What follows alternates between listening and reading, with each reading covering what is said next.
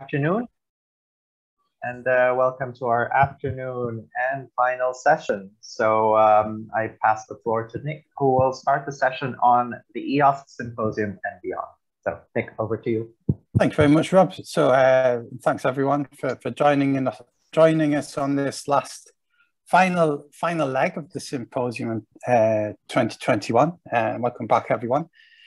So in this session, we're going to look both a little bit back and also forward. So we'll be looking at the legacy of the EOSC Secretariat project, which has supported the governance over the last 30 months, and looking forward to the future with the EOSC Future project, which just started and will be running for the next 30 months.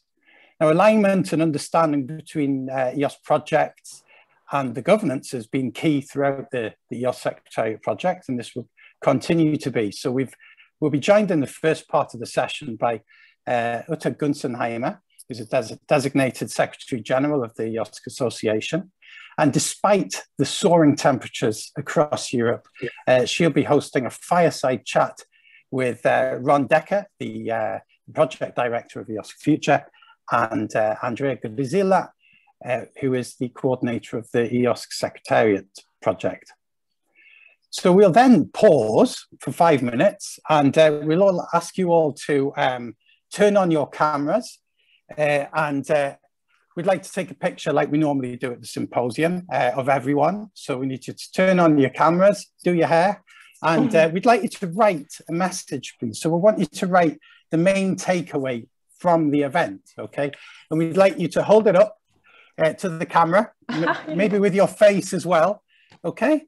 And we'll try and capture some of these takeaways from the event, and there'll be a prize in the post for the most original. Okay, then we'll go back to hear in more detail about the EOSC Future project, and we'll be joined by Klaas Wierenga from GÉANT and Diego Scardaci from the EGI Foundation, who'll be looking at how the EOSC Future technical roadmap will be implemented, and how the EOSC portal will evolve over the next 30 months. Then we'll be joined by Andreas Petzold, who will look at how EOSC Future will engage with communities and researchers who are, of course, essential for the true success of EOSC. We'll then have a final open floor session where they'll be hosting your questions to them on Slido, so you'll be able to ask whatever you like regarding the EOSC Future project. So before we begin, I just wanted to mention a couple of things about the EOSC Secretariat project, which has been running for the last 30 months, and it seems a long time since at the beginning of 2019 that we started the engagement with the then newly established executive board, formed the working groups, which created 20 different documents, a real legacy for this project and for the EOSC projects in general. And now we've seen the establishment of the EOSC Association, which we're continuing to support until our project finishes in October.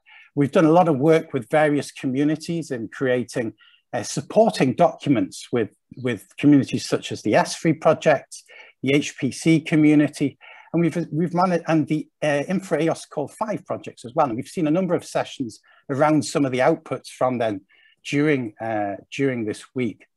And also the establishment on the hot topic of the last symposium, which of course was Gaia-X, which was much discussed. And we've now established a solid liaison with them to support collaboration with the association. And although the last time we all met in Budapest, which seems a very, very long time ago, we never thought in our wildest dreams that it would be the last physical event we'd be at for a while, we've managed to continue this, and actually through virtual events like this, really leverage the fact that everyone's at home and people can pop in, pop out at a big event like this and do other things at the same time. They don't have to travel across Europe to really take part and contribute to what is an important community event. So What I'd like to do now is I'd like to hand over to Uta, who will be hosting this informal chat with Andrea and Ron to see how alignment and collaboration with the EOSC Association can continue. So Uta, over to you. Thank you very much, Nick. And before we start, I need to explain that actually it's not a fireside conversation. This will be a fika.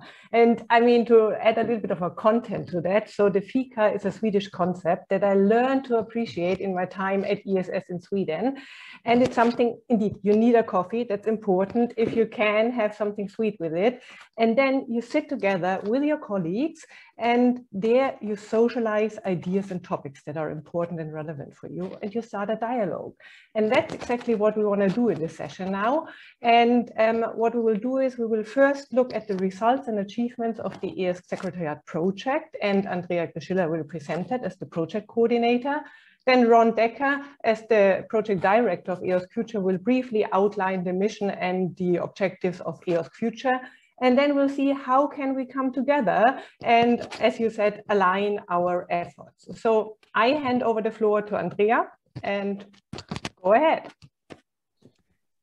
Thank you. Thank you, Uta. And I hope you won't mind if, instead of calling it a fika, looking at the weather and the 30+ degrees in Brussels, I would almost call it the EOSC Chiringuito conversation. But I think that we are all very happy that in this occasion we can really conclude the EOSC Symposium, or at least have these final sessions looking at the past, being in the EOSC Secretariat, and the future, being in the EOSC Future, and then pass on the final remarks to Karel Luyben, President of the EOSC Association. So thanks. I think we can already go to the next slide. I will just give 2 minutes of crunching numbers. Indeed, at the EOSC Secretariat, we had ambitions, but we had 3 main ambitions. First of all, helping the EOSC and accompanying the provisional governance of the EOSC in paving the way to the establishment of the real thing, the thing that has been present in the last days with Karel, with the other members of the board, with you, Ute, and we are happy to see that this has been accomplished. So we have the EOSC legal entity. And then another ambition was to really to serve the community of the project, to be at the disposal of the various national, international initiatives, and try to be the aggregator of this very big community and invite them to use us, to exploit the EOSC Secretariat as a channel of information. So where the flow of knowledge, of information, of events can go from a side or another of the community, and from the provisional governance to the community and back. And finally, one of the most relevant ambition was indeed to support through the co-creation budget that the European Commission has entrusted us to really support the stakeholders community in the co-creation effort. So helping each other together in co-creating the European Open Science Cloud, and also in the last year to demonstrate that open science is indeed a powerful weapon in fighting COVID-19 and address other relevant, important societal issues that we all are very aware of. Next slide, please. In terms of supporting the governance, in these 2 years we have been together, you see here the numbers. We have supported the executive board in running 16 meetings. We had 3 governance events, although I prefer the first term that we use for the first meeting, the team building meeting between the governance board and the executive board, to really manage to get to know each other and to really understand where we wanted to go together. And organizing then 39 meetings of the 6 working groups of the executive board that gathered in the whole 146 representatives of national, states, and project and the European funded initiatives. Meetings of the governance board subgroups. 9 studies have been delivered and provided to the executive board and the governance in order to better frame the future of EOSC in terms of a legal entity, fair data, and stakeholder engagement. We provided support to 20 reports, as Nick has correctly said. The first and foremost that I really want to mention is, of course, the Strategic Research Innovation Agenda that is now becoming our Bible for the next years. And finally, the legal advice for the constitution of the legal entity. Next slide. Thank you. But of course, all of this was aiming to arrive to two important moments that we can't really forget. The 29th of July and 17th of December.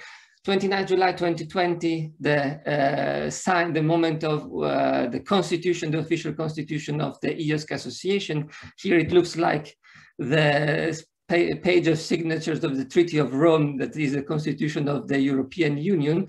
And finally, the 17th of December, the first General Assembly that also was a moment of great unity, and the fact that we have the board of directors that was named in that occasion is really a sign of the success of those events. And not to forget the fact that next week there will be another very important event, which is the signature of the partnership with the European Commission. We can go ahead. We also wanted to show that EOSC can only be a community effort. That's why we have tried as much as possible to engage with all the EOSC related initiatives. We had a cooperation agreement that structured such a fruitful cooperation with 7 projects belonging to the ENVRI-FAIR 05 call. From this cooperation agreement stemmed 6 task forces, and with the engagement of the other 50 projects, more than 50 EOSC-related projects, we also established 5 interest groups.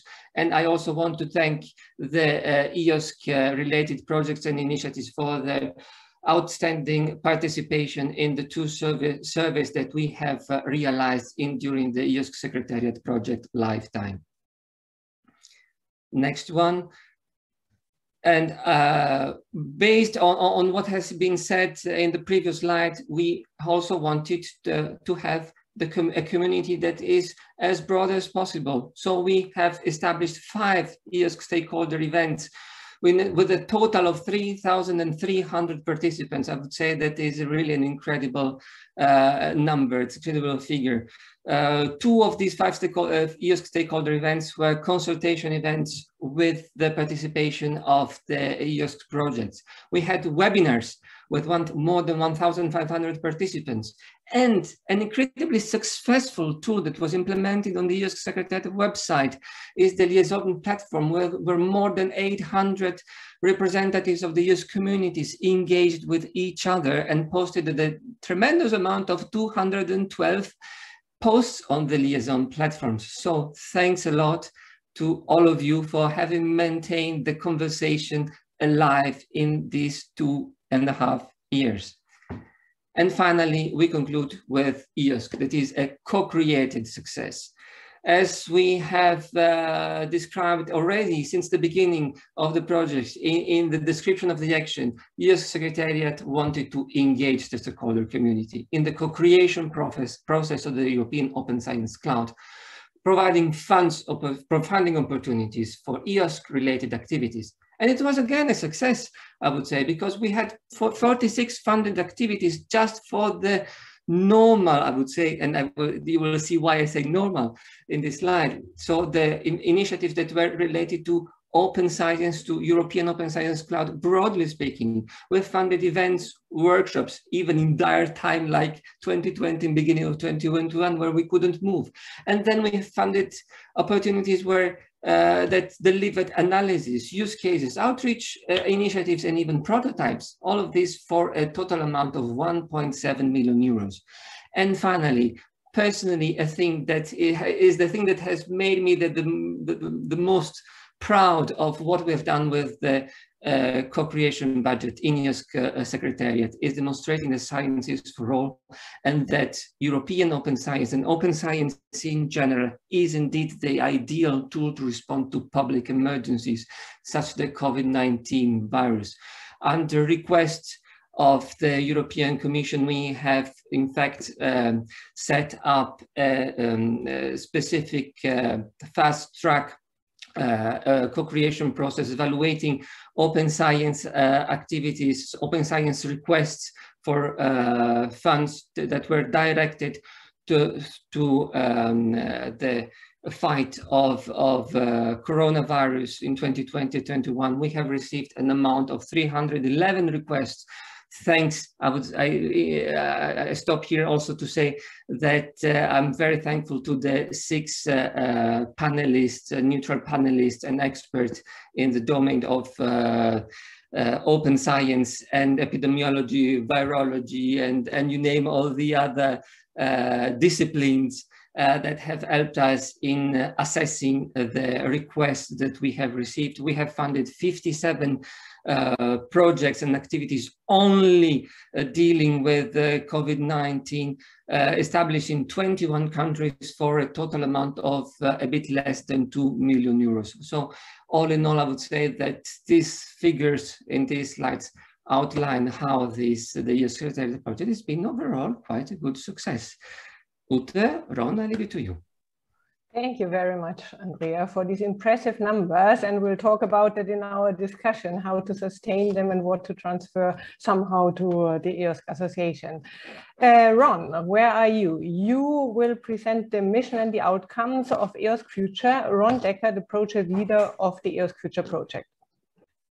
Yes, thank you, Ute, and also Andrea. And I won't do number crunching yet, but wait and see in 2.5 years from now what we will accomplish.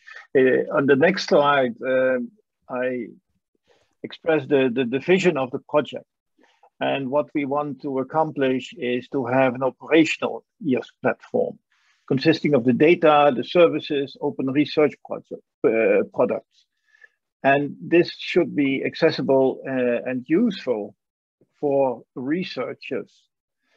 And for this, we see this EOSC, we see 3 major parts. It's this EOSC core and the exchange, but it's also the integration, the interoperability of data and other resources. And last but not least, it's the involvement of the users. Yes, next, please. So, in the project proposal, the mission is stated as to bring communities together to implement this operational EOSC platform.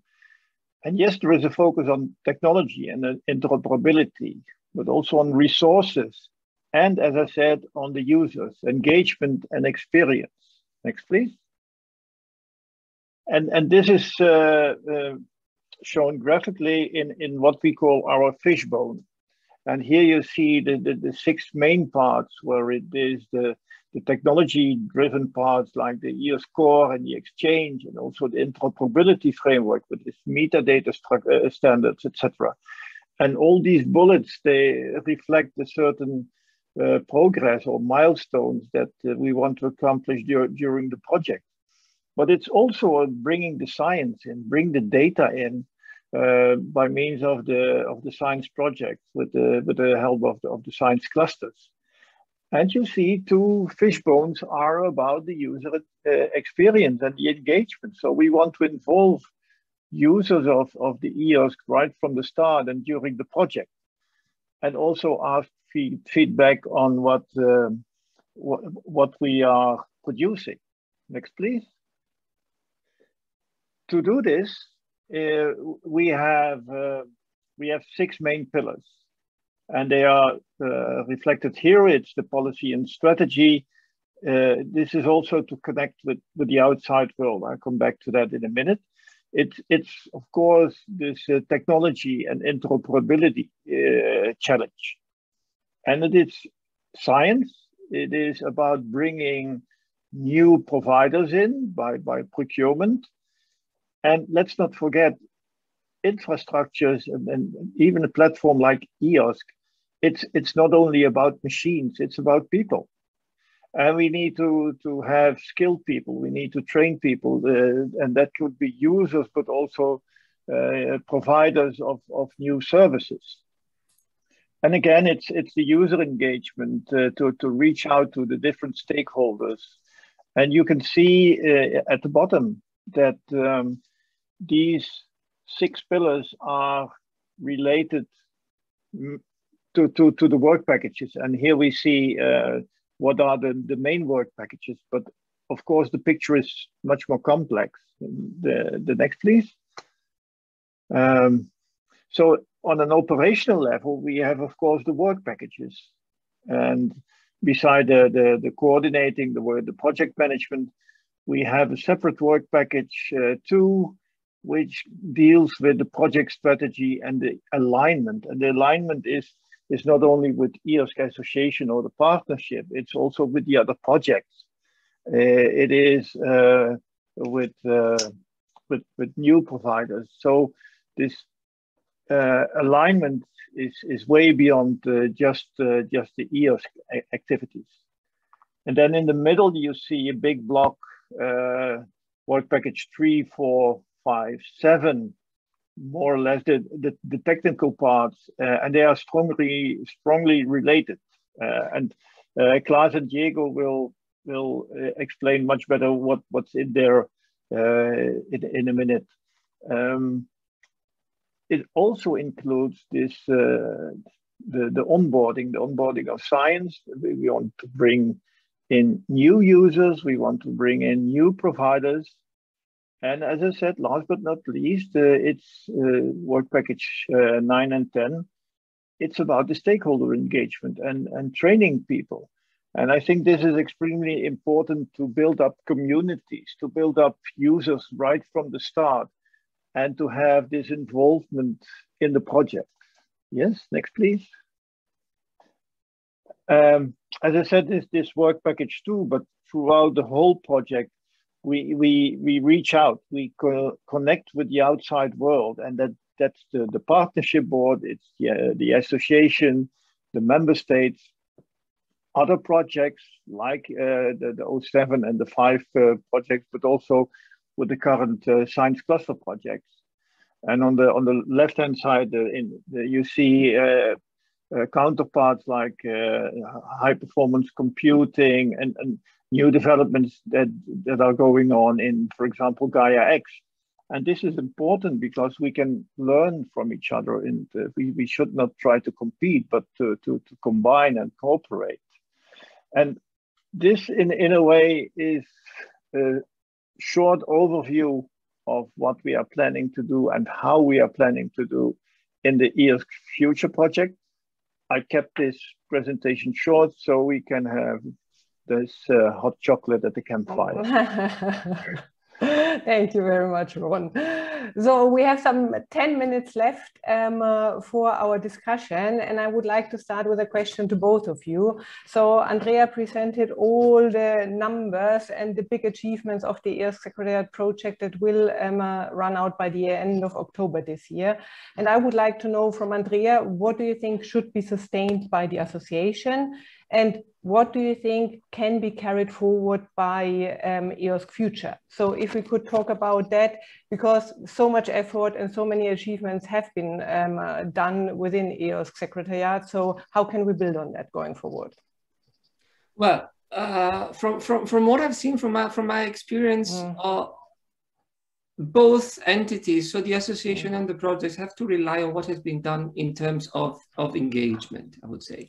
So the EOSC Secretariat had engaged as much as possible with European initiatives, national initiatives, local initiatives as well. And I think that the position of EOSC Future is really to continue on this path and continue the cooperation, establish ways of cooperation with other projects. I can just quote, for example, the cooperation agreement that we had with the ENVRI-FAIR called 5 projects, that really on the basis of a cooperation agreement that really give even a very light but present, always present structure for our relations, really allowed us to come up with interesting results and present ourselves towards the European Commission, towards the member states, with a certain view and shared view of things. On the other hand, in terms of EOSC Association, I would also suggest that the way has been already traced somehow in terms of engagement, but I would really suggest to focus on the researchers community. The researchers community is really where we are not preaching to the converted yet. So I think that some attention should be paid on this specific part of the landscape. Ron, what will you carry forward in EOSC Future? Because obviously, I mean, what I've heard is the next symposium, for example, will already be organized under the EOSC Future headline. What else will it be? What else? Well, as I said, what we've seen in the past years is a large number of projects and initiatives to work on the EOSC elements, the parts of the EOSC. And they are now coming together like the pieces of a puzzle. And partly I see EOSC Future in making the puzzle, but also designing and producing missing parts that are still to do. As I said, we in the technology part, we have a work package on the architecture by Licia Florio. That's an important element, and that will bring in what is already around to set up this operational EOSC. But at the same time, let's not forget, and as Andrea said, EOSC Future is still a project. So in 2.5 years from now, we have to find a sustainable party, a sustainable partner that will take care of what EOSC is by then. And well, we are looking at you, Ute, so at the EOSC Association. So how do we make sure that we are then indeed in good communication over the next month? Because EOSC Future has already kicked off, right? Although I think the official signature is still missing. And the time is running because it's a 30-month project. So you're already full and not up, fully on track with all your time? Yes, all the work packages are now starting up already. And it amazes me the energy and the speed that goes with that. I'm not worried about getting the deliverables and all these milestones in the end. Yes, we had to speed up when we suddenly hear, yes, you can start now, and yes, we have started, and we had our kickoff and our the first general assembly. But it's getting EOSC to the communities to get EOSC usable. And I think I forgot one slide, but it can come in later. We have an overview in Work Package 10 with all the stakeholders, and there you see an enormous list, 10, 12 types of different stakeholders. And we have to address this, and they have different roles within EOSC. They can be an end user, they can be a service provider. So it's different roles, and I think that's one of the complexities in EOSC. So many stakeholders, so many expectations, and in the end, it has to align and come together. And I think that is one of the challenges in the project. I see that Klaas raised his hand, but Klaas. Yeah, but I didn't want to interrupt you, Ron, but if I can add something.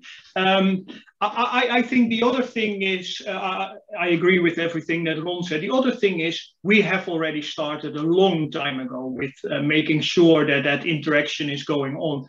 If you look at the people that are involved in the architecture for EOSC Future, for example, those are the same people that were in the architecture working group under the executive board. If you look at the conveners of the advisory groups and task forces in the association, you will see that there's also strong representation of the people in the EOSC Future project. And I would add one thing. Ron mentioned the architecture work package in the EOSC Future project. Part of that work package is also the concept of task forces. And while I completely understand that that leads to some confusion as to what the difference is with the EOSC Association advisory group and task forces, we were first. That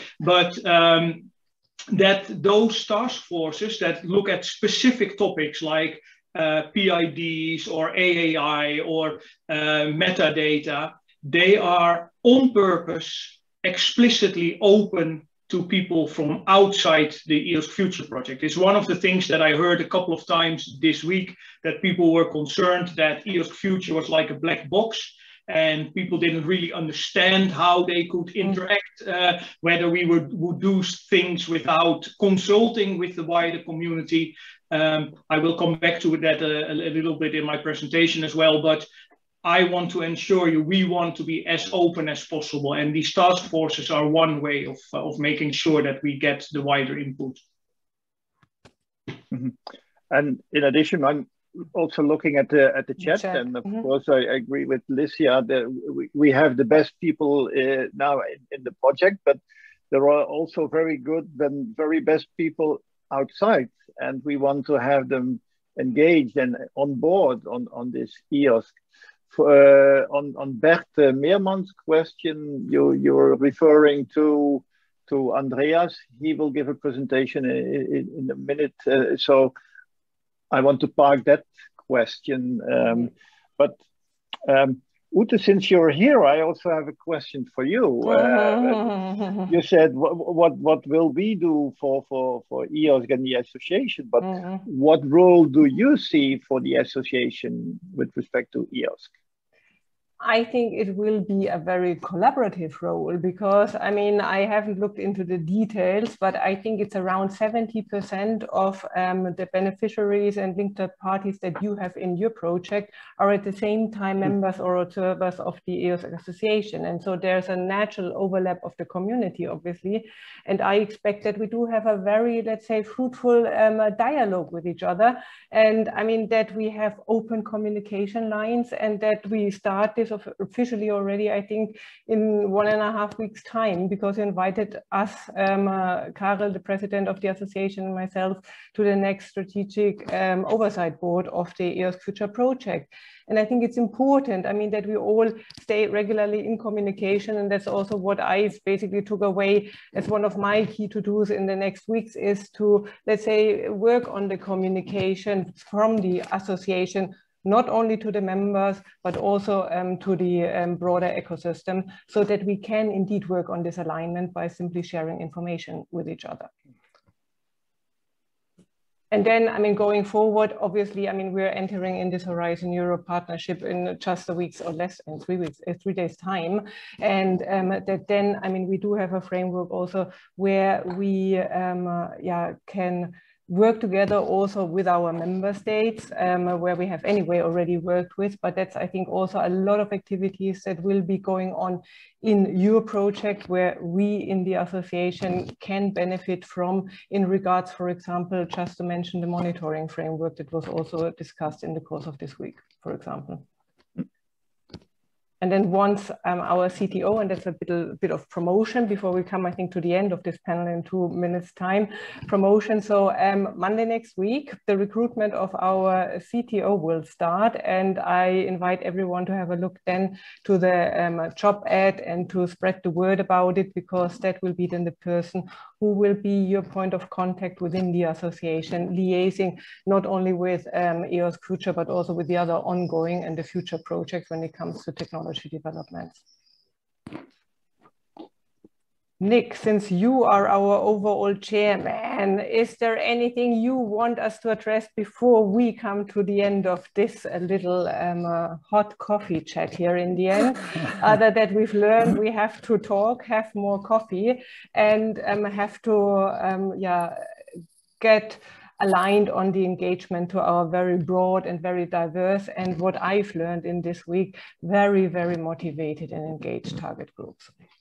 No, I think you've summed up very well. Engagement between the EOSC Future project and the association is key, and continued engagement with the whole community is very important. Dialogue, I think, is something that we learned in the EOSC Secretariat.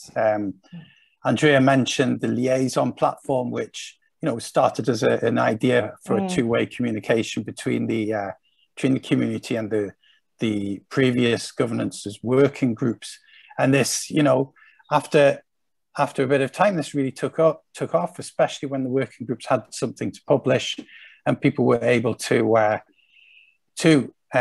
comment in that way. But then also we've seen a lot of projects using the platform to share their ideas. So I think an important thing for the association task forces is this, continued, we've in this event, with the call for contributions, we've seen 130 applications. So, there's a lot coming from the community. And I think this, we've now captured, unfortunately, we couldn't capture all because, we only have 4 days and there's only so many hours in the day, but we've managed to capture the most relevant, we thought, to the topics of the task forces.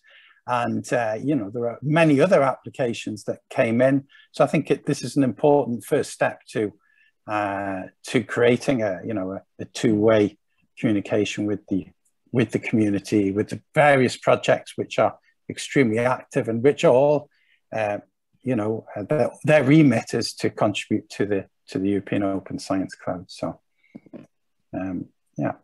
Yeah, and sorry, Nick, just one very last comment. The thing that I really would like to stress is based on what we've said at the last part of the presentation in the Secretariat.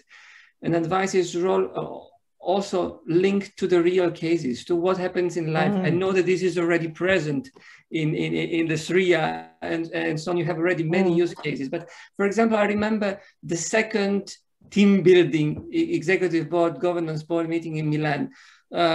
We were at the last day, and we had questions about what we want to have from EOSC, why we're having, so those general questions, a bit philosophical, but still. And a person said, I would like open science to be a weapon in the fight against cancer. And it was, of course, yes, you're right. But a couple of months later, we had the COVID. And really, with what in the very small part that was covered by the EOSC Secretariat with the co-creation, we really saw that with open science, we could do something. Of course, we couldn't create the vaccines because we could give just not more than 45,000 euros per activity, but still what we have done. And I really invite you to see on our website the list of the co-creation activities that we have funded, both the normal open science ones and the COVID ones. It's really, really impressive. So we really have to stick to the real life, and open science is indeed something that will support us. Yes, and it will. Andreas will talk about it. It's in this work package on procurement, where we will start up with some new ideas. But I think it's now time to fasten our seatbelts and get ready for the last two PowerPoints. Okay, yeah. So thank you. So with that, we just steal 2 minutes from this session. I'd like to ask everybody to take a piece of paper and a pen with which you can see, and we want you to write your message here. Okay. Oh, you can't really see that.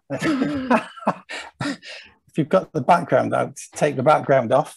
But what we want you to do is to write your main takeaway or an important message from the event. If you want, you can, because this might work, might not work with all the backgrounds. If you want, send us it on in an email or on social media, even better. And Zach is going to take some pictures of the participants. Yeah, the backgrounds are causing a bit of problems, aren't they? There's another lesson learned. Okay, so if everyone's got their cameras on, then we can take our snaps.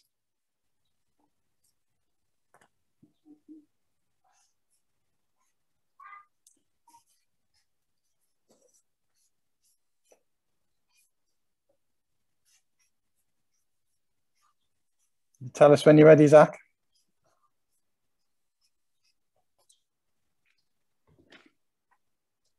Yeah, I'm already taking some. Good stuff. Just trying to get as many people as possible.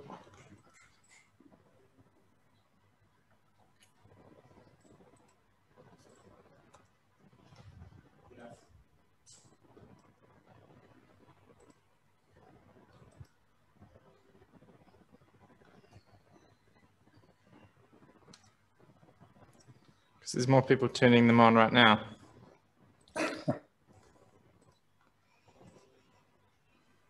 Try and capture everyone. Last one, thank you. Perfect. Great stuff. Thank you, everyone. Turn the cameras off now. And put your t-shirts back on.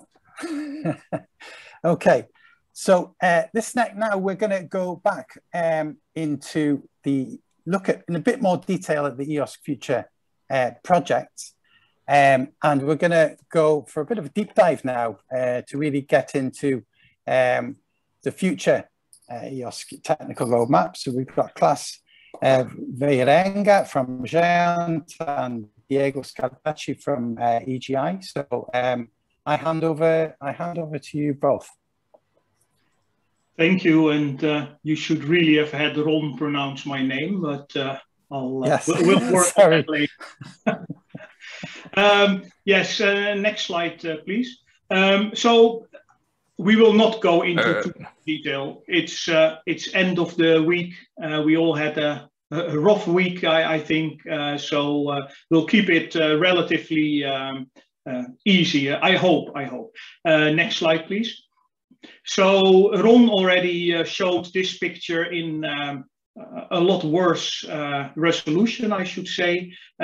So I will not spend too much time on this, but really this is our starting point when we looked at what we were going to do in the EOSC Future project. So build the core, build a sizable slice of the whole minimal viable EOSC. Next slide. And what I had planned to not talk much about, but what I will talk a bit longer, having listened and to lots of presentations and having seen lots of chat messages throughout the week, is the guiding principles. Because I've heard now a couple of times people say something like EOSC Future is like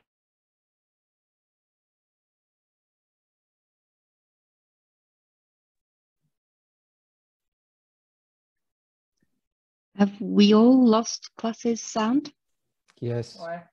Yes. I believe so, yeah. Okay. Maybe I don't know if you can step in, Diego, and hopefully we can get him back in a minute. Oh, he's back. Klaas, we lost you for a minute. Yeah, I just now muted and unmuted again in the hope that that helps. Is it now okay? Yeah, we can hear you fine now, yeah. Okay, what was the last thing you heard? It was about 30 seconds ago. Okay. So what I said is I'm going to spend a little bit more time on this slide because during the week there was a lot of talk about the future project and that we may be like a black box and that people didn't know what was going on and whether they had to adopt everything we did, etc. So I think if you take one thing away from this short presentation, it is this. It's the guiding principles behind what we're doing. And I think the key word is the word system of systems. The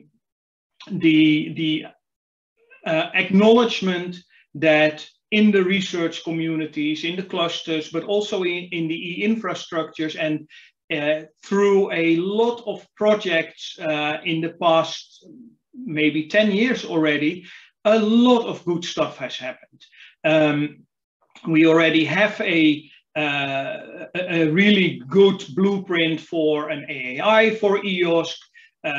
There is a lot of work that has been done in say, for instance, EOSC Live on making, building a container service, all these kind of things. we have no intention to reinvent the wheel. We will be using that. We may be looking at broadening the application of existing services, but it's all about federating what is there and only build what is not there yet.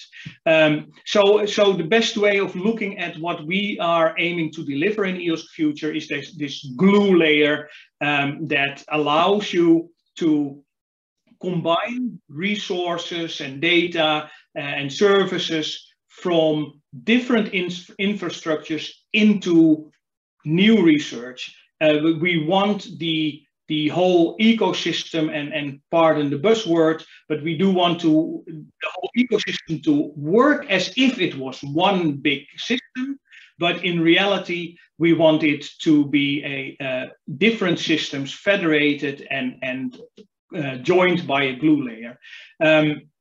And very important, and I mentioned it before in the fire chat, by the way, all my chocolate is melted now. It is all user requirement driven. And we are very serious about that. I mentioned the task forces that are open for outside participants.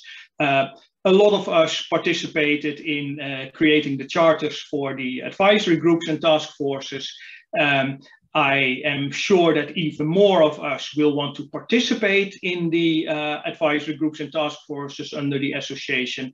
And bottom line, we want to hear from you. We have a number of big research communities represented in the project. They bring their requirements in the so-called science use cases, but we want to be there for everyone. So if you feel that you are not being heard, that your specific requirements are not being met, we really want to hear from you, because it is about creating a Europe-wide open science environment. Next slide, please.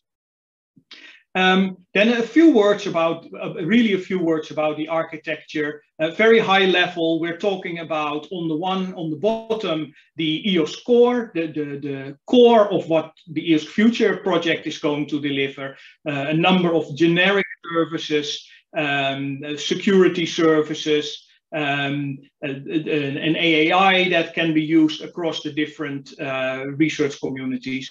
And then on the top, you have the communities, the clusters, regional projects, etc., that have their own environment and that can make use of not only the core services, but also of a set of horizontal services. And I mentioned an example just a slide ago. But we hope for much more of that. There is not much, say,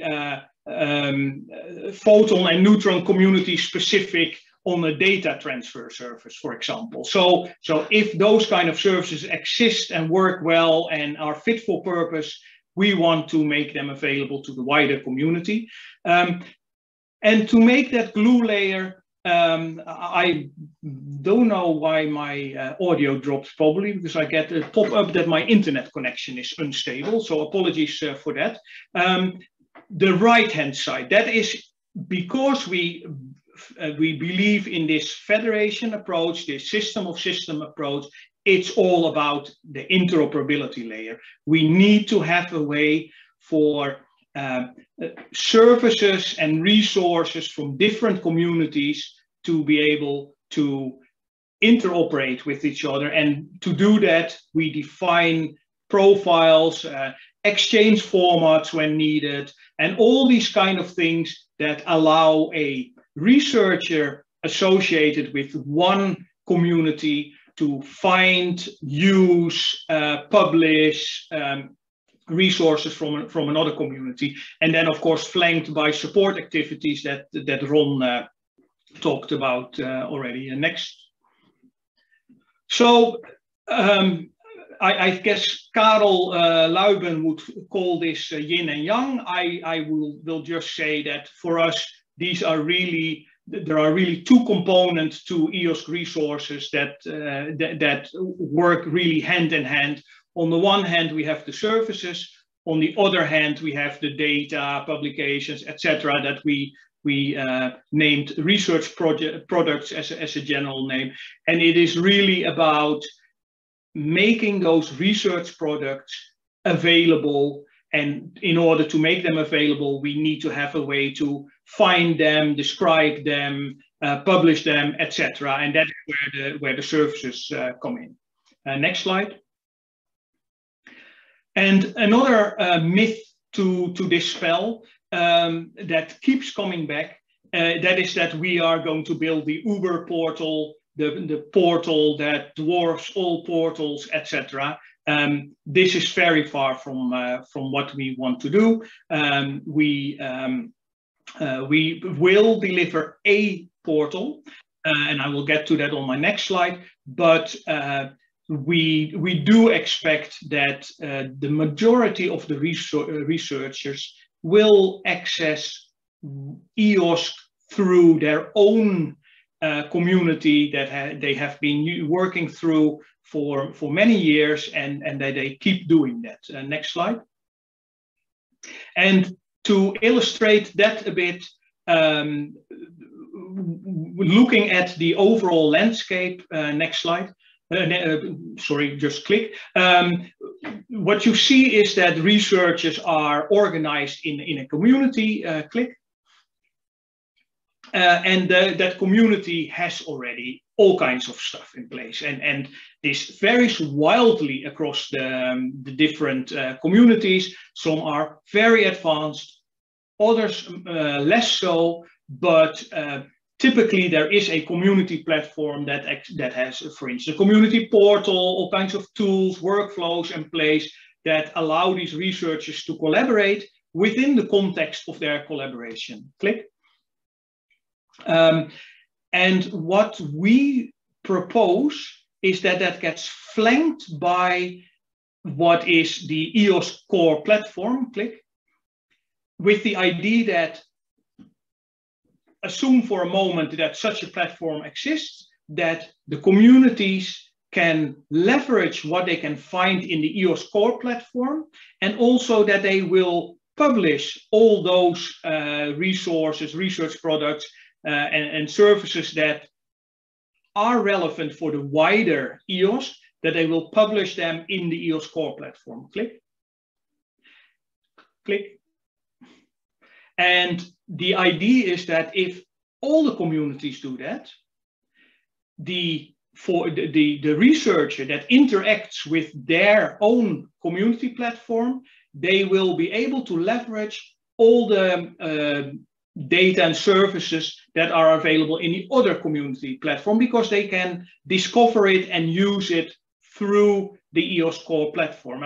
I saw Andreas presenting on the ENVRI-FAIR hub, and I think that's a very analogous vision, that we are in a way providing a hub that allows community platforms to work together and to use each other's resources. Click. And then, of course, once you have such a platform, there are also always going to be researchers that are not associated with a particular community, communities that are less advanced because they are just emerging, etc. And for them, it can very well be that the EOSC core platform is their community platform, if you want.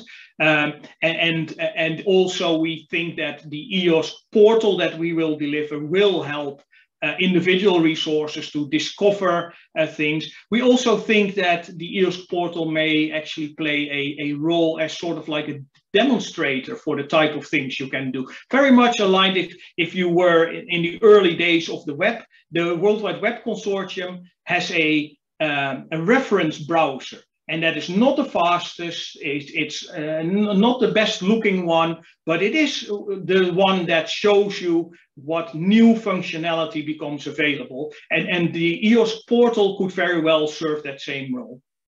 Next slide.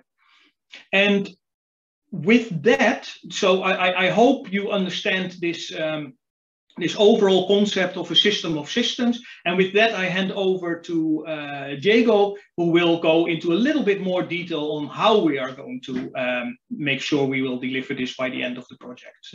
Diego. Thank you very much, Klaas. Now I'll give you some insight about the technical roadmap. Not too many, considering we are at the end of the long week. Next slide, please. Our technical roadmap foresees 3 main milestones at months 6, 18, and 30. It has been organized in 5 main areas: the EOSC interoperability framework, the EOSC core, EOSC exchange, user experience, a cluster science project. This last area is particularly important since it would allow us to validate the technical achievement of the project against some of the major European research communities like the science clusters. Next slide, please. Now I'll give some information of the different areas one by one, starting from the interoperability framework. As Klaas said, the interoperability framework would be the main instrument to enable the integration and the composability between EOSC resources. It will be mainly a library of API standards, metadata format, and so on, that will be shared and agreed within the EOSC. In EOSC Future, we work on developing interoperability frameworks, using the plural, I can say, for both EOSC core services like the AI, the accounting, and the monitoring, and the EOSC exchange like data platform processing, machine learning, and so on. And very important, we would not start from scratch, but we will leverage the output of other relevant initiatives in the past, like the ARC project, EOSC Hub, Open Advance, and we count to develop this framework in collaboration with the wider EOSC community. So with the thematic cluster, the O7 project, the regional cluster, and any other stakeholders that is involved in EOSC and is willing to participate and give its contribution. Next slide, please. Now let's move to the EOSC core. I highlighted with a red box the EOSC core in the architecture diagrams that was showed earlier. In EOSC core, we have the main functions that would allow the operation of EOSC, like the AI, the help desk, the service management system, and so on. EOSC core will take the current beta EOSC core that has been developed by previous project, like EOSC Hub, Open Advanced, EOSC Enhance, and will move it towards a production level. And with the idea that we will clearly identify which are the functions the EOSC core should deliver centrally, and which are the interfaces EOSC core will offer for optional integration towards other services. Next slide, please. This is the exchange. I will spend a bit more time on this. In this slide, I'm showing a simplified version of the architecture diagrams. The exchange is the one highlighted with the red box also in this case. Currently in the exchange, we are already around 300 resources as were onboarded to previous project. Our objectives in the project is to reach this set. Click, please. And the idea is that among 6, we will start to have more services in the exchange. And very important, we would like to move towards the next step. We would like to have the first integration between services of the exchange and service of the EOSC core to start to have, I would say, an integrated EOSC. Click, please. At month 18, this process will continue, and then we would like to reach a level from when the majority of the cluster resources will be onboarded in the exchange. Also, services, horizontal services from infrastructure or 7 project will be available in the exchange. And very important, the integration between the exchange and core will increase. So we will have, I would say, an operational integration between the exchange and core with several integrations between services exchange that can leverage on function delivered by the EOSC core. In addition to this, at month 18, we would like also to start to deliver EOSC branded horizontal services, like the example of the data transfer services Klaas mentioned earlier. And other very important point, at month 18, we would like to have already onboarded in the exchange not only services, but also other kind of resources like dataset, publication, and so on. Click, please. Then at the end of the project, at month 30, the process of onboarding will continue or to the whole during the whole project lifetime. The integration between Exchange and Core will increase, and at the end, we would like also to offer the possibility to create thematic execution environment, virtual research environment, based on the integration between different resources that can be composed thanks to the interoperability framework on the fly. So that a researcher can select resources, services, put them together, and creating its own environment. Next slide, please. Now, if you're using the same structure that the Klaas showed earlier, I'd like to show you what we can achieve at the end of the project. This is our objective. You can see on the bottom, we have different kind of EOSC resources, from dataset, data repository, catalog, analysis services, horizontal services, computer storage resources, and so on. The idea is that regardless of who is providing from these services, from where, our researchers accessing the thematic platform related to his community would be able to manage the full data lifecycle, accessing the data, performing analysis and storage, composing these services as he likes, according to the needs of his application. Next click, please. In addition to this, we would like also to enable the possibility to create a cross-disciplinary platform that will expose to researchers services and resources that are coming from other thematic platform, regional platform, infrastructure platform. This would allow to create, for example, cross-disciplinary platform that, leveraging the expertise from different community, would allow to enable to do new type of sciences, leveraging expertise that are coming from different disciplines and creating something new, some new solution that can provide some added value to the researchers. That's all from my side. Thank you for your attention. And we are here if you have any questions. Thank you very much, Diego. Thank you very much. Welcome. Klaas, and what we'll do is we'll field questions after the next presentation from Andreas. So we'll open the floor up to everyone. We'll have a Slido up as well. So so keep your questions ready for the Slido, and we'll deal with it. We'll deal with them then. So Andreas, over to you, and the key stakeholder, the researchers. So the big community. Over to you. Thank you, Nick. So late Friday afternoon, it's hot outside, and I try to be simple. My name is Andreas Petzold. I'm working at Research Center Jülich in Germany, and I'm an atmospheric scientist by training. In my add-on job, I'm the coordinator of ENVRI-FAIR, and so I hope that I can try to bring to you the idea of what a science cluster is, because you have heard a lot this term, but you may have no idea what is hidden behind that. So let's start with a little cartoon. So think about the tree of knowledge, where we as scientists try to pick fruits from. And if we work alone, by the way, I hope you can see my pointer here. If we work alone, we of course can grab fruits from the tree of knowledge, but we have a limited reach. We cannot get up to below a certain level. Now, if we work in collaborations or in networks together with other scientists, we may get higher up into the tree of knowledge, but still the amount of knowledge we may create is kind of limited. Now, here comes the research infrastructure into play.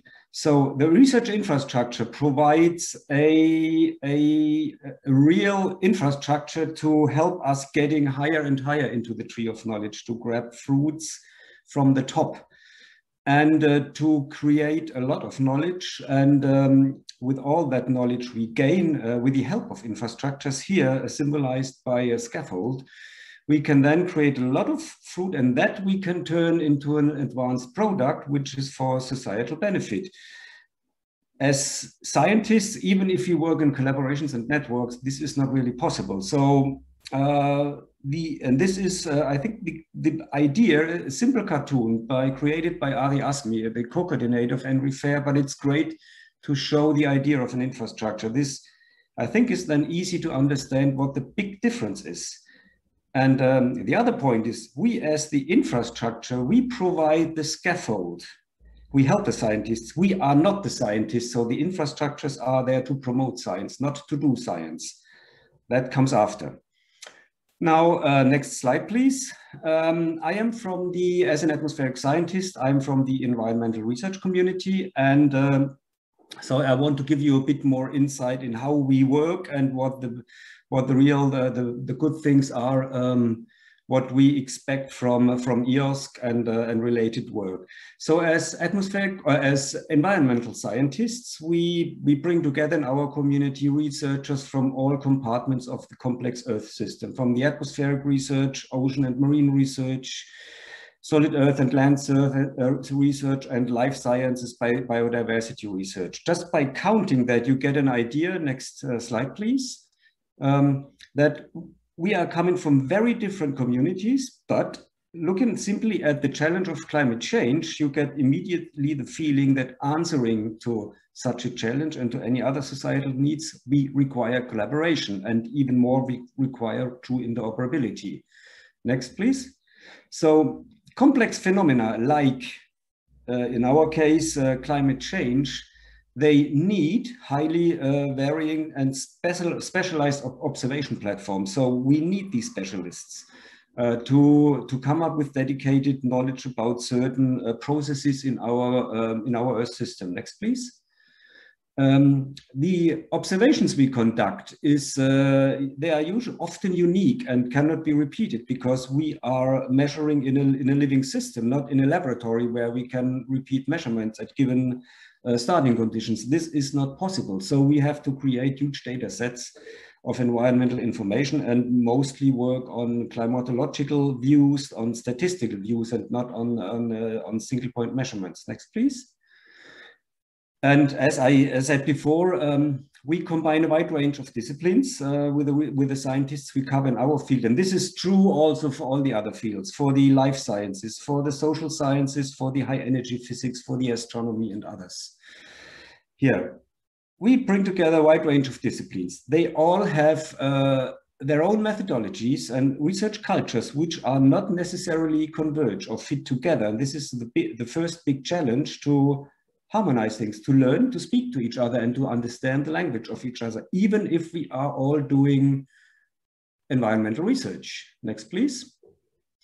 We work with multiple infrastructures, and we have a few of them which cover different compartments of the Earth system from different viewpoints and methodologies, which is our strength. Next, please. And with this high level of specialization, this requires research infrastructures to concentrate on our main tasks and users. That means we as an infrastructure, for instance, IAGOS, that's where I'm coming from, we are using passenger aircraft to collect data on atmospheric composition.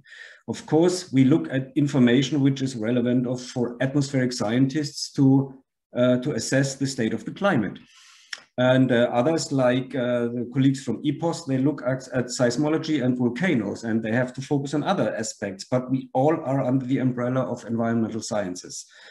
We need our specialization, but we also need to learn to work together. Next, please. And so at the end, there is a high importance of our work to the society, to economy, and also to the resilience of the system, because we provide the basis for educated decisions in terms of climate change and becoming resilient to climate change. Next, please. So, of course, and that is not true only for our field, but for the whole scientific field, that things are connected. So we cannot treat them independently. That has happened in the last very long time period, but now we need to make the next quantum step and really connect things and work on an interoperable level. So to answer societal challenges, we really have to develop multidisciplinary methods, and this is what we want to do within the EOSC, or with the help of EOSC. Next, please. The next one again. Oh, sorry, then go one back, please. So that means for us at the end, one of our main products would be the preparation for interdisciplinarity. So, sorry, next, please. So I hope I could explain to you the example of environmental sciences, what the science clusters are. So we act as the key interface between the communities, infrastructures, and the EOSC as a much broader platform. We provide the vital links to our research communities and community governance and bring together the community and kind of bring all those specialists together, moving into one direction. And also for that, we build and maintain key community initiatives, like ENVRI-FAIR was one for the environmental sciences. Besides that, we provide a rapid and efficient platform for the connection of research infrastructure clusters and for the cluster services, and to connect also to cross-cluster services to then do true interdisciplinary research and novel research to tackle important societal challenges. And finally, we will provide the platform for scientific interoperability. So these are the main contributions from the science clusters to EOSC. Next, please.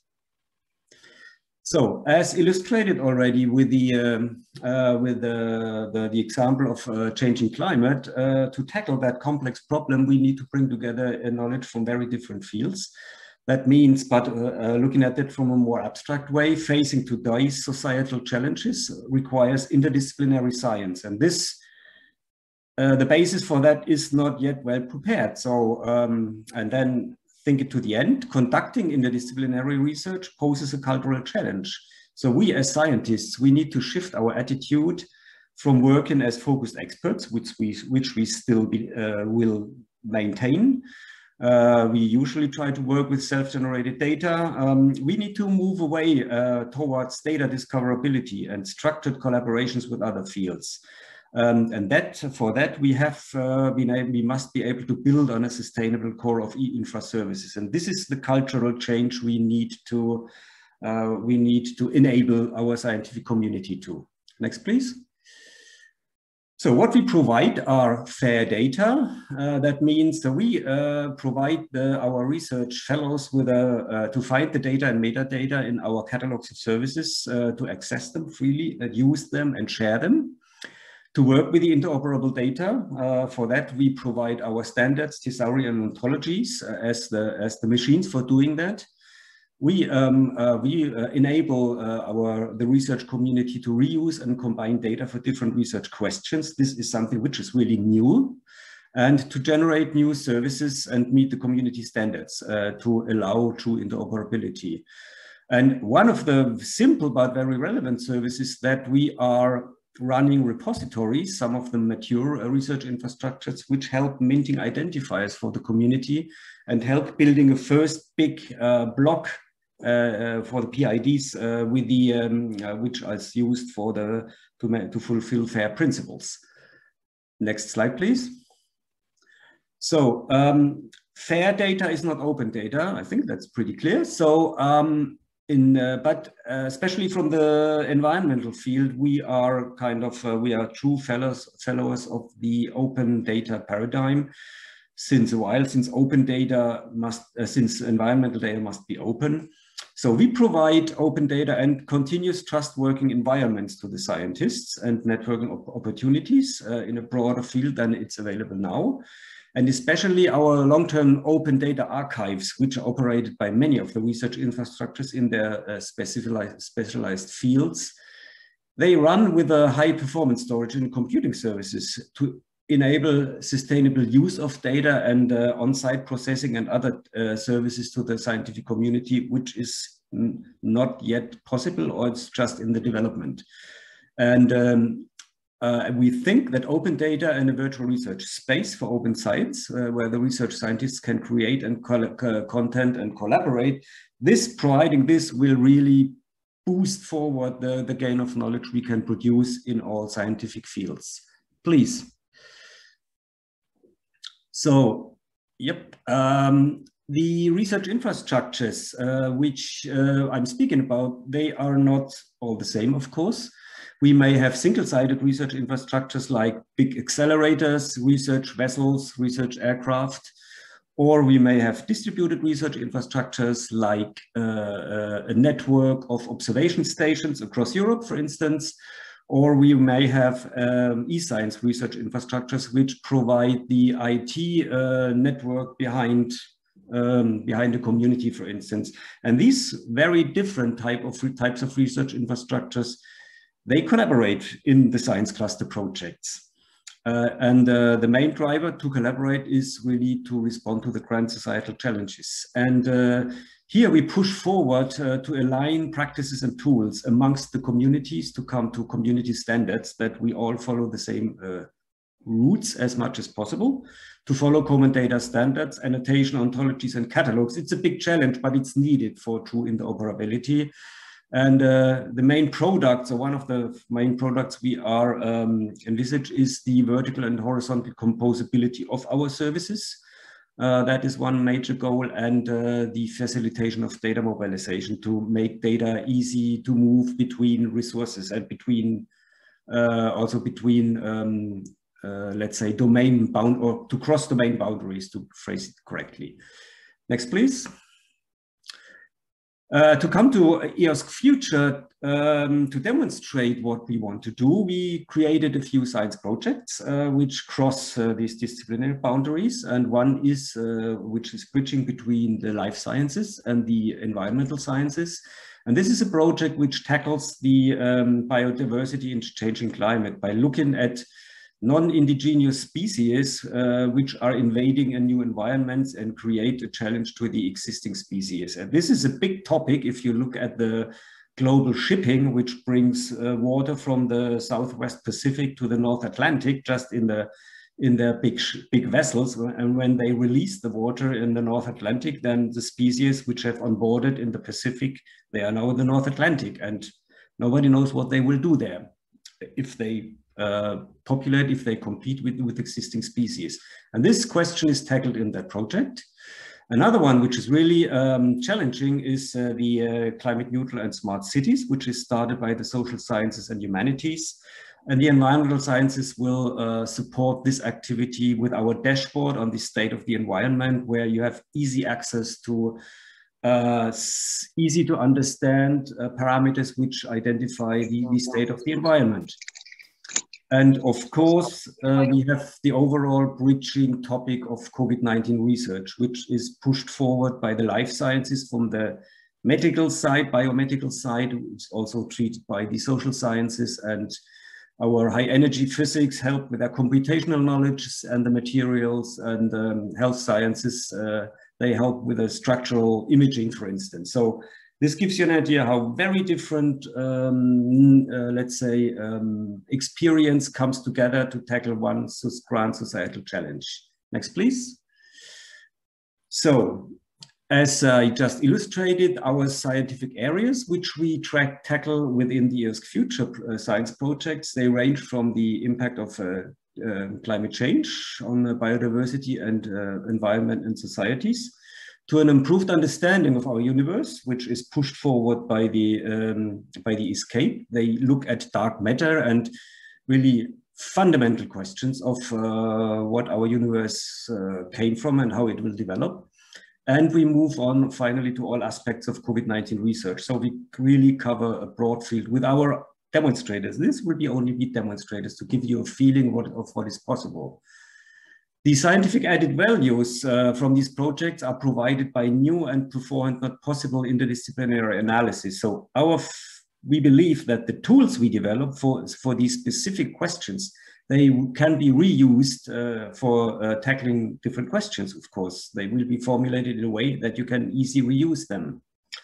And in that sense, innovative algorithms and methods which we have developed will be shared with other scientific communities, because they will be made accessible to all within the EOSC platform. This may concern machine learning methods, novel approaches for sharing, analyzing, and reusing, for instance, imaging data or sensitive data, or innovative access management, for instance, which is a very important question for the social sciences and also the life sciences. So we identified a lot of common questions and problems for the various clusters, and we work on the way to develop two solutions, which we then share to make efficient use of resources and boost our joint evolution.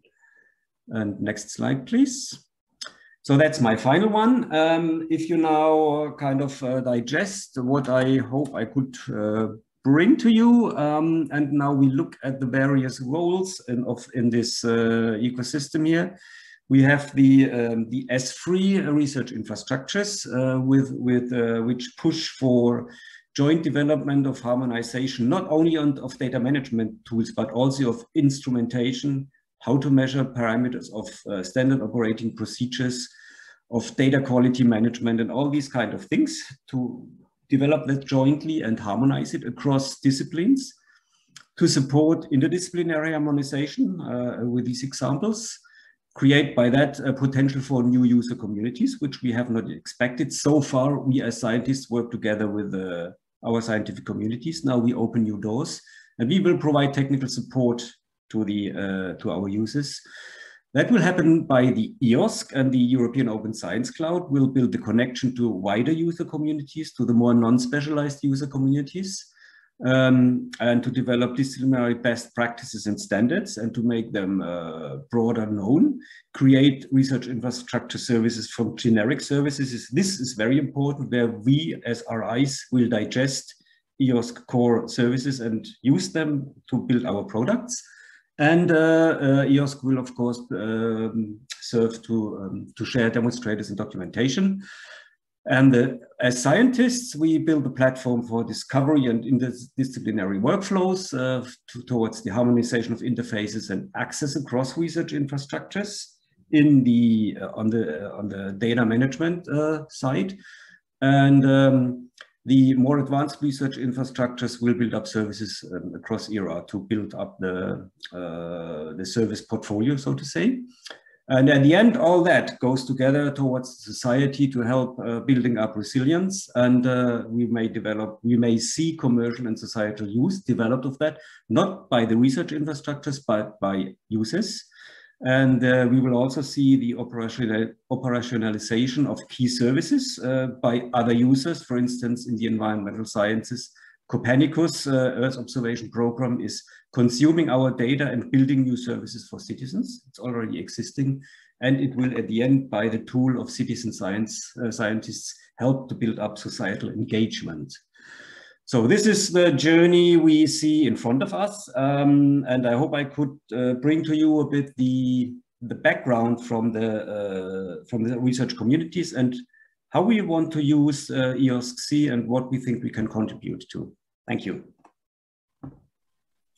Thank you very much, Andreas. That was really nice and a great way of representing visually the contribution of the infrastructure. I like the fruit tree and the scaffolding. These are clearly important elements. So there's quite a bit of chat in the chat on Zoom, but we'll move to Slido. So if I can ask people to put any questions they have in Slido. I've got a couple as well. And I'd like to invite back Ron and Andrea as well. And also if she wants to join this section. But I think what we can do is we can look at this first question. So how will EOSC Future consult on key outputs like the technical architecture for EOSC or interoperability requirements to federate services and harvest metadata? Who would like to pick up that first question? Shall I take that one, Ron? So I think the real answer is in every possible way. There is no single answer here. There are a number of things we do. I mentioned before the association advisory groups. We plan to hold 2 times or 3 times a year a sort of an all hands open for all type of town hall, I don't know what you want to call it, type of meeting where everybody is welcome and to give their feedback. it's after all about open science. So we want to practice what we preach. So we will make everything we do available for everybody to comment on. But the other thing that I think should not be underestimated is that for a lot of the architectural components, there are existing fora that work pretty well. The blueprint architecture for AAI has been mentioned a number of times during this week, and that dates from 5 years, 6 years back, where major communities and infra providers got together and agree on a way forward. In for instance, persistent identifier area, there are a number of initiatives that are going on, and it's going to be a challenge to bring convergence there.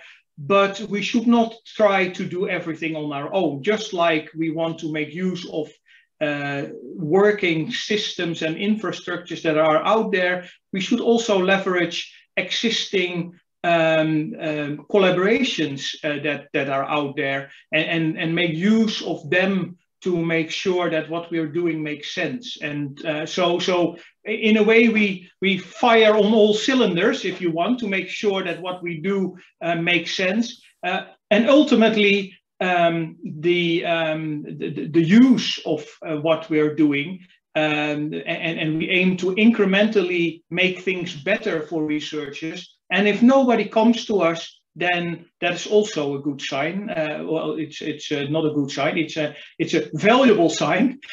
Sorry, because it shows that we did the wrong thing. And so users also vote with their feet in a way.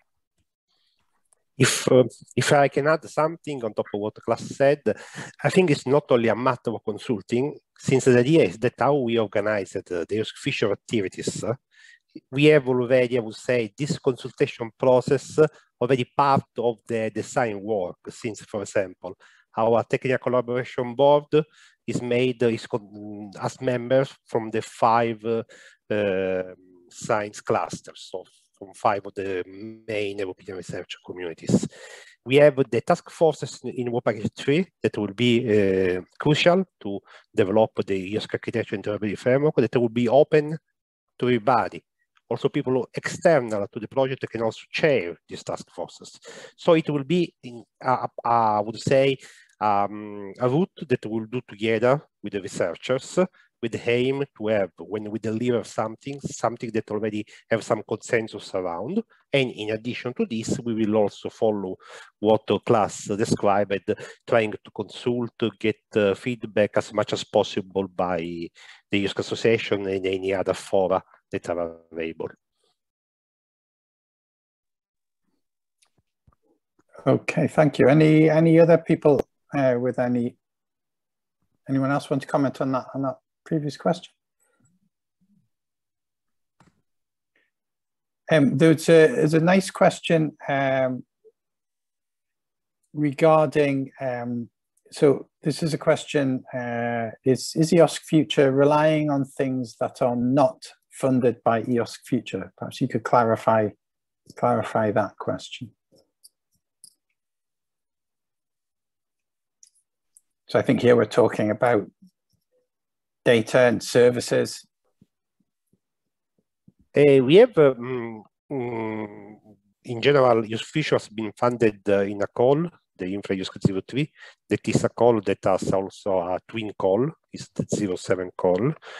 And according to the idea of the Commission, many resources, services will be provided through this 07 project. So in this case, these are elements that are not directly funded by EOSC Future, but the project that will work in collaboration with EOSC Future, and we will have a collaboration agreement with them. And for sure, we need to, since we have to develop the glue layer, we also have to interact and collaborate with, in particular for the EOSC Exchange side, with other providers that are delivering their services outside the EOSC Future projects. And Nick, if I am allowed to add, so of course the science clusters, they provide all their infrastructures and experience and knowledge, which has been developed also in the science cluster projects. We provide them as the basis for our science cluster projects. Of course, without the research infrastructures and without the cluster projects, there would have not been any basis for the science project. So in that sense, this is a big input which comes from the cluster projects to EOSC Future. Okay, thank you. That's a very important point. Of course, we had the session on the clusters on Thursday as well, understanding how the research infrastructures will contribute to the EOSC. So that was pretty important. There's also a question regarding the where has it gone? The repositories from the various regional projects. So how would you think the results, the repositories, onboarded services of regional EOSC projects and EOSC Future will interoperate? So how will they become interoperable? Yeah, that is a very technical topic. It really has to do with how you're describing your resources and how you want to make sure that actually it's even more complicated than that. I was going to say, how do you make sure that if you have the same resource, that it doesn't appear twice in a catalog under different headings, but actually in some cases you do want that because they have a different connotation attached to it, but that is really a complete field of research in itself, how to deal with cataloging information, and that's one of the things we need to in the project work out what a pragmatic way forward is. I don't know, Ron, do you have anything to add to that from your CESDA background?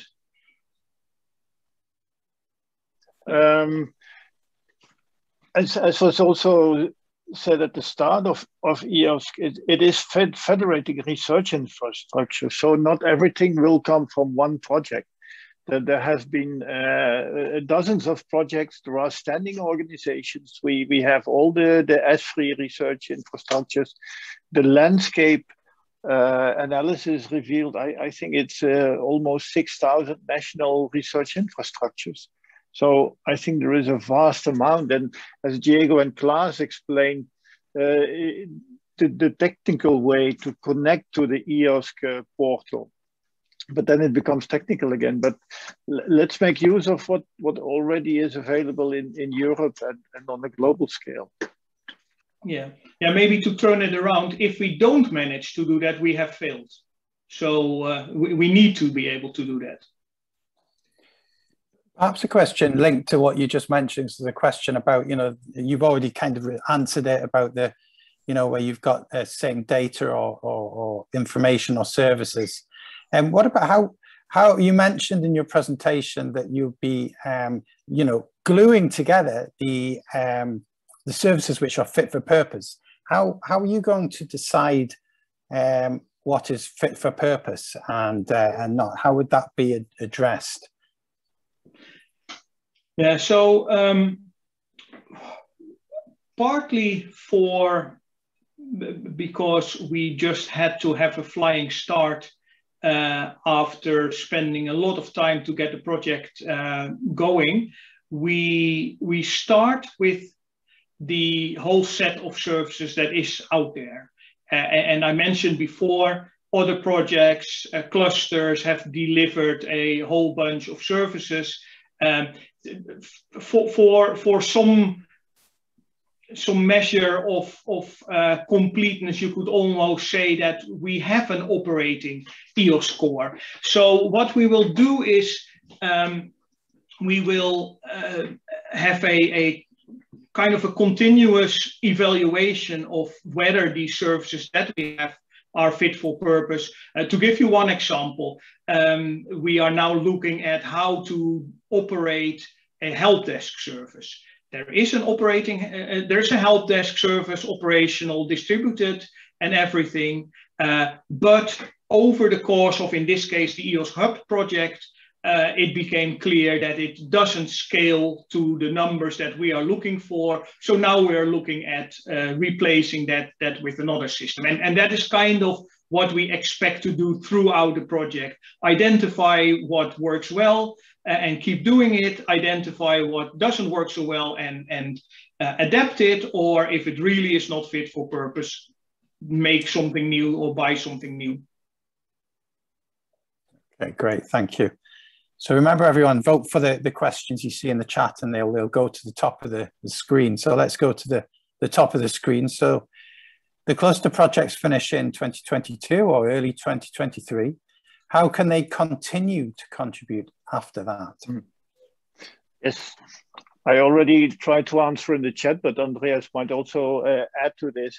For example, in the SHOCK project, it is now being discussed which tools and services are relevant also for other disciplines and which are relevant within the social science humanities environment. And once we made this selection, we discuss how the standing organizations can take care of these tools on a longer period, so after the project. But Andreas, perhaps you... It's same true for us. So we started the discussion on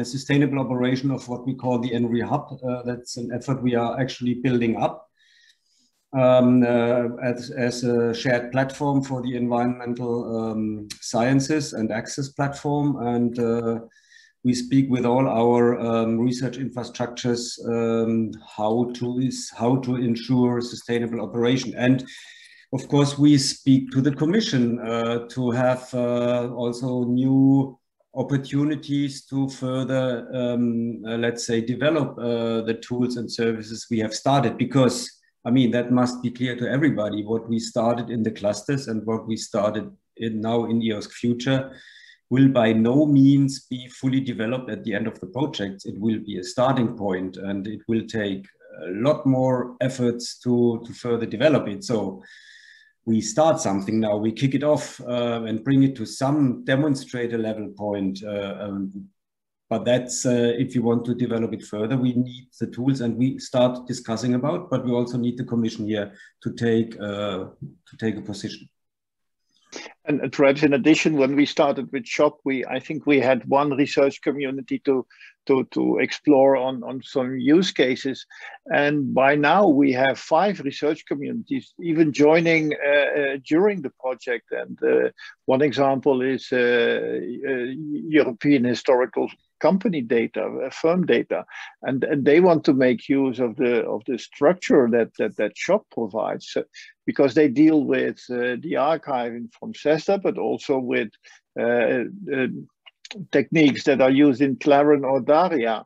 So you see already some composability turning up because we have the Science Clusters project, and I think let's try to continue this in the EOSC environment. Yeah. Okay, thank you. I've got a question that's been on the chart for a while, and it's this next one.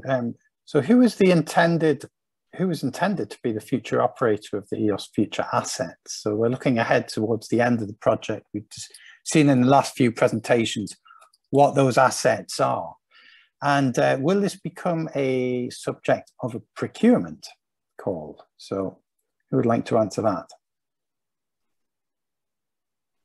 It's a good question, but I would like to focus on the project for now.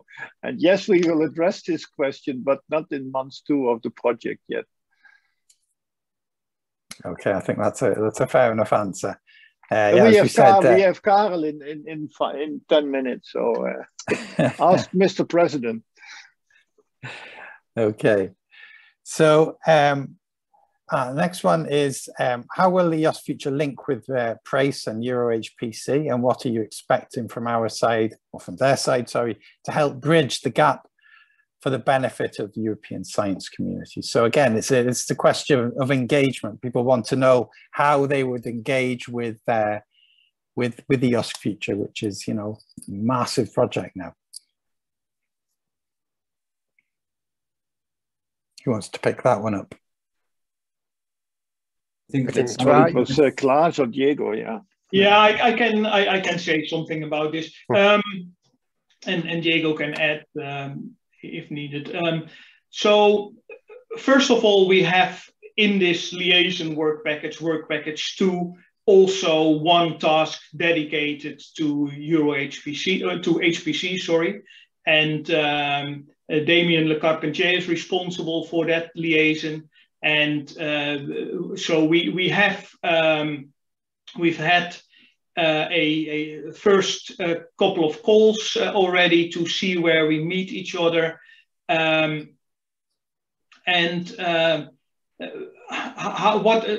I don't know exactly what our side is in this case.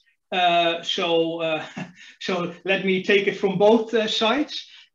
From let's say the EOSC Future side, we need to make sure that we come up with a low threshold way for the HPC community to make their resources available through EOSC. From their side, from the HPC side, I think we want a willingness to make this happen for the greater good of research in Europe, and that means we both have to come to each other. We do have quite different environments, I would say, different mode of operations, different way of funding sometimes, and it's not always easy. But based on the calls I've had with EuroHPC, the liaison calls with a number of the big HPC projects, the willingness is certainly there, and I think that's where it all starts. There's also a question about the NRENs. It's the same question, really. The NRENs, which are representing many research communities on the national level. How will they be integrated? Well, not integrated, but be able to collaborate with the EOSC Future? Yeah, I guess that is definitely one that I should take, as since we are the association of the European NRENs at GÉANT. So to start with, a lot of the NRENs are already involved in the EOSC Future project. There are 2 NRENs that are direct partner in the project. We have a large number of other NRENs as linked third parties. EGI has a number of NRENs as linked third parties. So the NRENs are heavily involved already, partly through EGI, a lot through GÉANT as well. So I think that is not where the challenge lies. More in general, making sure that the national initiatives link into EOSC, that is the challenging bit, and the NRENs can certainly help there. But yes, for me, the big question is, how do we get all the regional projects well integrated? Okay, thank you. Now I'm going to double up on one question here. I think we've got time maybe for two to go. So the one is on earlier in the week, there was a mention of a need for an EOSC marketing arm to approach groups not currently engaged. Do you think that's a good idea? And then the other question is, in how many years can researchers really use the EOSC platform? So that's a very practical question. Perhaps I start and then others add to this. Yes, this is a good idea to reach out, and it is also foreseen in the project. I think it's in the work package 7 where we will discuss onboarding, but also in the training and the engagement work packages. So yes, this is taken care of within the project. And on the second question, when will become available? As Klaas also showed in this high resolution picture, there is this minimum viable EOSC. So in a way, we follow FAIR. We want to, in the first phase, have data and resources findable and accessible. The next step is to connect and to make things interoperable. And then finally, you want to use the real value added, I think, that EOSC has, and that is the composability. So researchers can combine existing data, bring in their own data, and have environments where they can do the analysis and share results with other researchers again in other platforms that are connected within the EOSC. But Klaas, Diego, perhaps you can add? Yeah, maybe. We'll go with Diego. Thank you, Klaas. Something, yeah, the idea, obviously, the development will be incremental, so we will not have, to say, one day when we'll open the platform. We already have something that is coming from the previous experience that we need to improve. So the idea is that by the end of this year, we should be able already to support some selected cases. This is according to our roadmap. So with few communities, we should already be able to offer some of the features that we have identified to deliver in a more general way later in the project. At month 18, then it means around the end of the 2022, the second half of the 2022, we already should have something more concrete with already a rich set of exchanges of services and resources in exchange, including data set, and the first composition aspect enabled. And then we should start to offer something that I would say with more features and more operative functional. To reach at the month 30, I would say, if we are successful, we are able to achieve the different technical milestones that we have defined, I would say an environment where the researchers can easily look for resources, service, dataset, publications, so on, composing them as they like and run workflow. The idea is that also, the objective of the project is that by the end of the project, we will be able also to offer ready-to-use end-to-end workflow with the resources coming from different providers, so the researchers can easily pick up them and execute them in selected resources. So summarizing, end of this year, first pilots, end of next year, we should be able to start to serve a constant number of user communities with a good set of functions. End of the project, we should deliver the vision.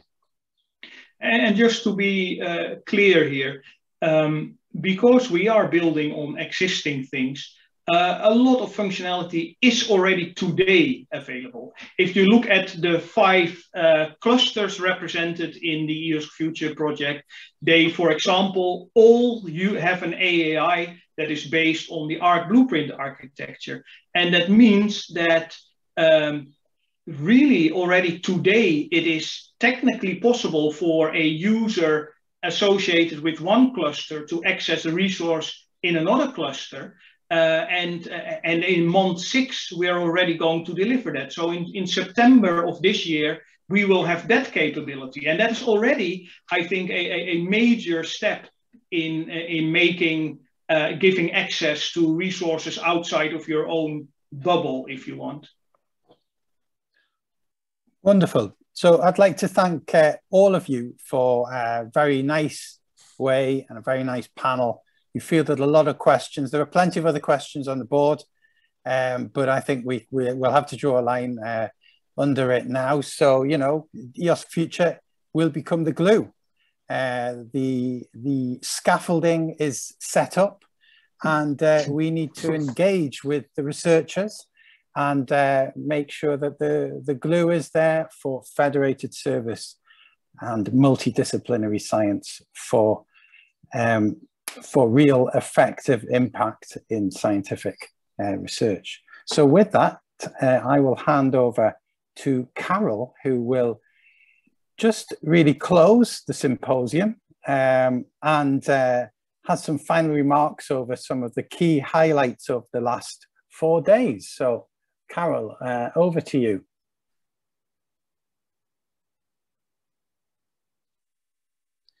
Here I am, Nick. I started sharing a little bit too early. I start sharing again. So can you see my slides? Yes, we can, yes. Okay. Well, the EOSC Symposium closing remarks. We've had a very active community.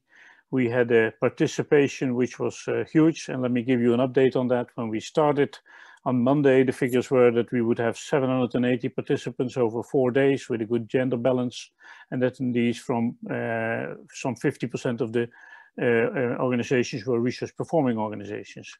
And if we now look back on Friday, we had a total of 1,094 and maybe even more, because this is already an hour or so old, registrants with a peak of 350 participants on day one. This was the European Commission session with the new calls. Shows interest at least in what's coming out of there. And an average attendance of something like 265 over the days. So a very active community during the 4 days we've had. The task forces were topics and the advisory groups were topics. There were several sessions devoted to that, and we have heard many questions on how we will proceed from here. Let me update you on the next steps. There will be a call for membership. Yes, those that have been drafting also have to register again in order to see to it that everybody ends up in one task force only. Yes, we want to be as open as possible, but on the other hand, it has to be workable. So in one of the sessions, a lot of suggestions came on how to do this.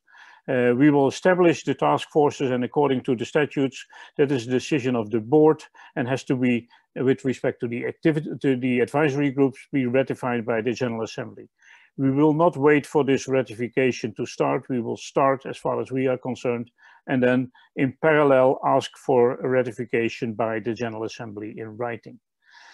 The main aim in the very near future for these task forces is to contribute to the Horizon Europe Work Programme 2023-2024, or in other words, to update the strategic research and innovation agenda with respect to this aspect, not the whole thing, of course. The Commission is starting already this second half of this year by formulating the new calls, or beginning to formulate the new calls for this program in 2023 and 2024.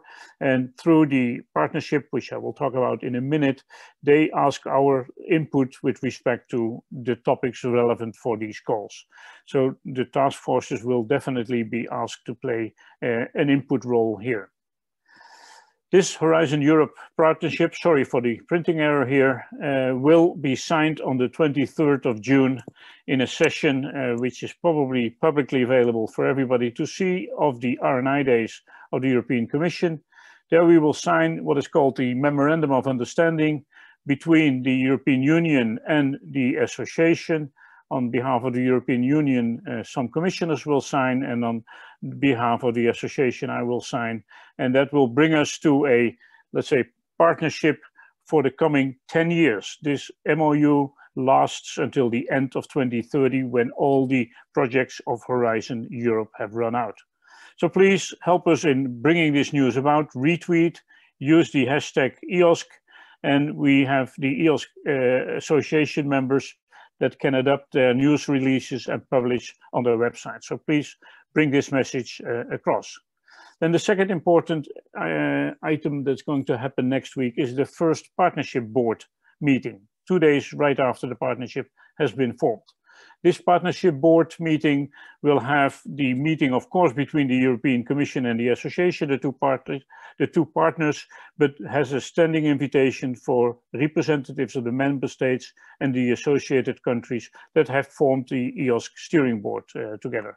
And again, retweet this message and let the world know that we will have the partnership board meeting on the 25th, and we'll start really further work with the partnership from that date on.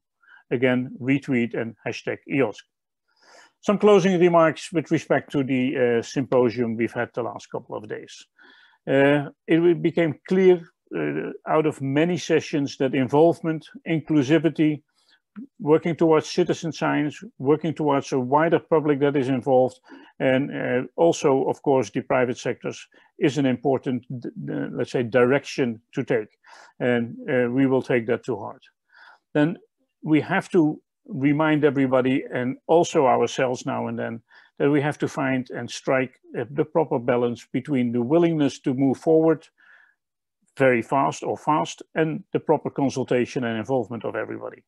In the ideal world, everybody is unhappy.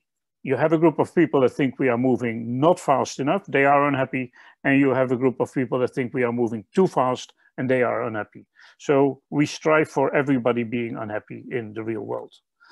The challenge is to make clear that the added value of EOSC is an added value for the whole community, especially those that are more advanced in sharing and managing their data have to be involved in making this clear to the community that is less advanced in sharing and managing their data. We do this for the whole community of researchers, for all these disciplines and for all the countries involved. The contributions of those countries are essential and they have to be better linked, and I'm very pleased that we have the steering board on board of the partnership board on next Friday in order to discuss with them how we can better link up to those countries and their involvement in this whole venture of EOSC. Clear from many sessions was that we have a desperate need for training, a need for career development, and a need for the right incentives. Many countries are now struggling to find the right people to help, for example, as data stewards or as research software engineers, in order to get the job done. And there is a real shortage in the whole continent. So I would like to call on all those parties and all those organizations that can help us in training the right people and help people in their career development. This has to be and is, as far as I'm concerned, research focused. We do this for the research and thus for the researchers. So it's important to put the research communities at front and in the center of this development. We can only do it together. So it has to be done through a collaboration. A range of talks during the symposium has showed the richness of the work going on already and the willingness to share and to collaborate. This is what we would like to foster, and this is what, this is what we would like to build on further. If you look at the program, what could be improved, but it's not easy if you have so many participants as we had, is space for discussion. So the program was very, very rich, but there was therefore a limited time for debate. And this is what we would like to enable more, and we should look for ways to have the right type of communication events with our broader audience. The exchanges between the task forces are important. We've learned, and we have shown you the task forces that we are composing, and we are very aware of the fact that we have to have these task forces interact with each other and make exchanges. They're just starting, so this is not happening yet. It would be a miracle if they would have interacted, but many of them have made references to each other in their charters already. And the EOSC is, I think this was said in the S3 session, is not something we built outside of us. The EOSC is us all together. We are the EOSC ecosystem, and we should keep that in mind all the time. Not point at the EOSC, but point at yourself. What can you do for EOSC and not what can EOSC do for you?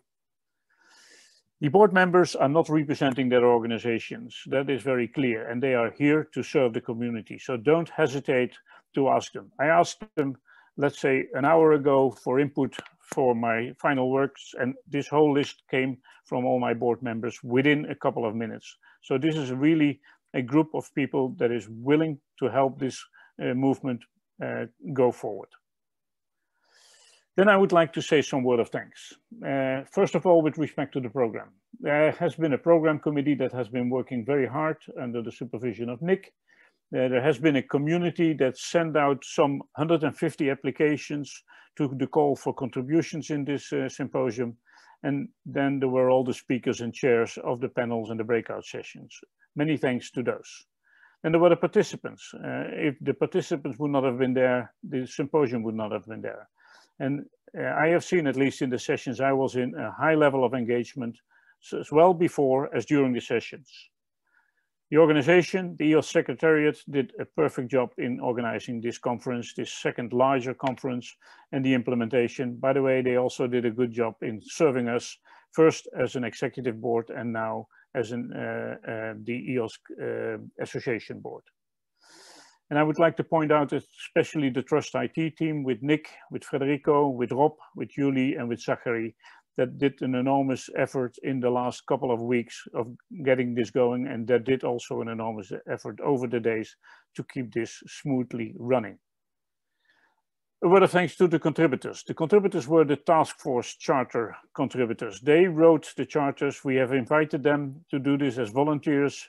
They have asked a few people to coordinate this, and we will need them in the future. We will ask them to help us in selecting people for these task forces.